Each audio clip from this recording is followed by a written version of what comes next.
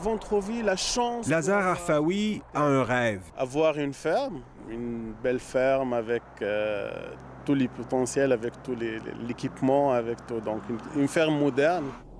Mais cultiver ici, près de Saint-Jérôme, dans les Basses-Laurentides, est devenu un rêve impossible. La terre coûte vraiment trop cher.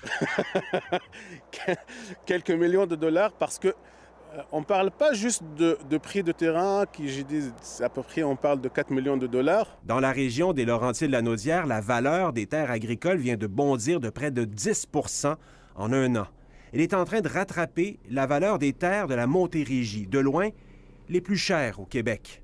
122 hectares ici, si on parle de 2, 3, 4 millions de dollars, c'est une chose impossible.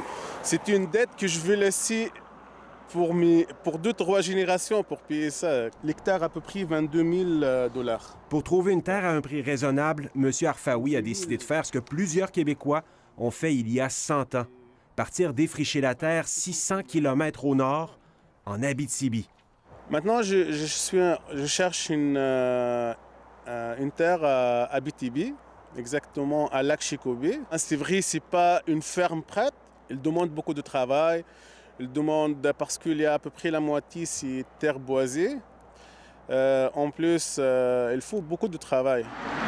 Dans le Grand Montréal, la terre agricole devient chaque année plus difficile à rentabiliser. Pour les jeunes qui veulent démarrer en agriculture, ça devient quasi impossible. En raison du prix des terres en Montérégie, Anne Roussel a longtemps hésité avant de reprendre la ferme familiale.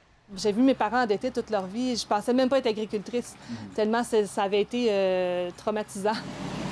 Pour assurer la relève, la famille a trouvé une solution originale, vendre la terre à une fiducie d'utilité sociale agricole. La fiducie protège la terre et de son côté, Anne Roussel demeure propriétaire des bâtiments de ferme et de la récolte. Nous, on a l'avantage de pouvoir cultiver sans être locataire ni propriétaire. C'est une nouvelle catégorie qui n'existe pas dans les formulaires. Et c'était la seule façon pour elle de conserver la ferme familiale. Ici Vincent Maisonneuve, Radio-Canada, Montréal.